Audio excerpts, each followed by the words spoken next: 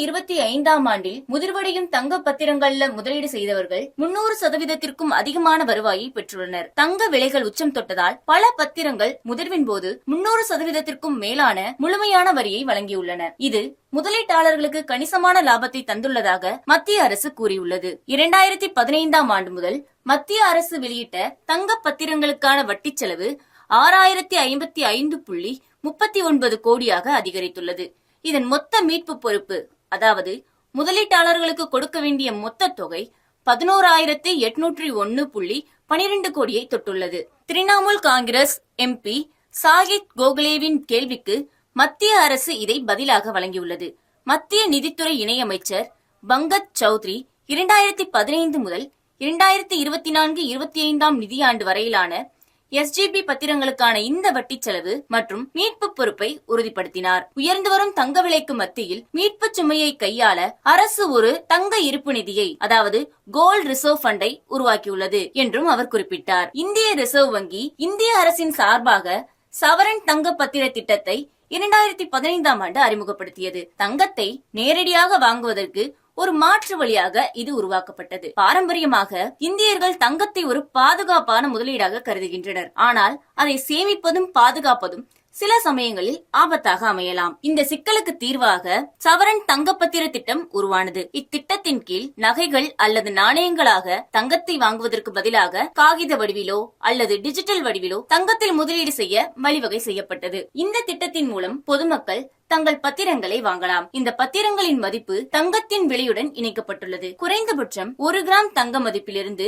இந்த பத்திரங்களை வாங்கலாம். இந்த பத்திரங்களின் முதிர்வு காலம் 8 ஆண்டுகள். இருப்பினும் முதலீட்டாளர்கள் 5 ஆண்டுகளுக்கு பிறகு வெளியேற அனுமதிக்கப்படுகிறார்கள். சவரன் தங்க பத்திர திட்டத்தின் முக்கிய அம்சங்களில் ஒன்று, தங்கத்தின் விலை உயர்வுக்கு இணையாக அரசு ஆண்டுக்கு 2.5% நிலையான வட்டியை வழங்குகிறது. முதிர்ச்சியின் போது முதலீட்டாளர்களுக்கு தங்கத்தின் சந்தை மதிப்பு பணமாக வழங்கப்படும். இது நேரடியாக தங்கமாக வழங்கப்படாது. இந்த பத்திர நிதிக்கு மட்டும் 2024-25 நிதியாண்டில் 28,000 கோடி ரூபாய் மாற்றப்பட்டுள்ளது. இதன் மூலம் அதிகரித்து வரும் தங்க விலையால் ஏற்படும் மீட்பு பொறுப்புகளை அரசு திறம்பட நிர்வகிக்க திட்டமிட்டுள்ளது. அதே சமயம் முதலீட்டாளர்கள் SGB-க்கள் மூலம் அதிக லாபம் ஈட்டியுள்ளனர். குறிப்பாக 2025ஆம் ஆண்டில் முதிர்வடையும் தங்க பத்திரங்களில் முதலீடு செய்தவர்கள் 300%த்திற்கும் அதிகமான வருவாயை பெற்றுள்ளனர். தங்க விலைகள் உச்சம் தொட்டதால் பல பத்திர தொடர்கள் முதிர்வின் போது 300%த்திற்கும் மேலான முழுமையான வருவாயை வழங்கியுள்ளன. இது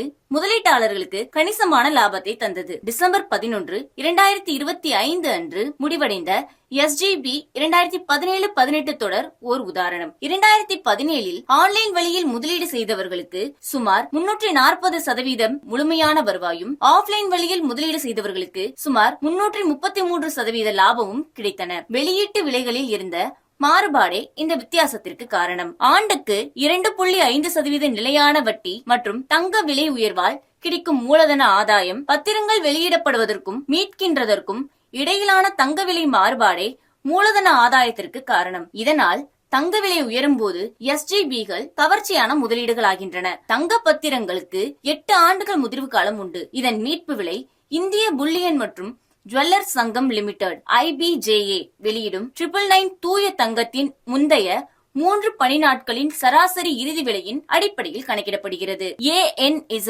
வங்கி வெளியிட்ட அறிக்கையின்படி இந்த ஆண்டு இறுதிக்குள் தங்கத்தின் விலை 1 அவுன்ஸுக்கு $4,400 உயரும் என்று கணித்துள்ளது. மேலும் ஜூன் 2026க்குள் $4,600 என்ற உச்சத்தை எட்டக்கூடும் என்றும், பின்னர் அமெரிக்க பெடரல் ரிசர்வ் தனது கொள்கைகளை தளர்த்தும் சுழற்சியை முடிக்கும் போது 2ஆம் பாதியில் சரிவு ஏற்படலாம் என்றும் கூறியுள்ளது. இப்படிப்பட்ட நிலையில்தான் SGB-க்கள் மூலம் வரக்கூடிய வருவாய் வட்டி மதிப்பு அதிகரித்துள்ளது.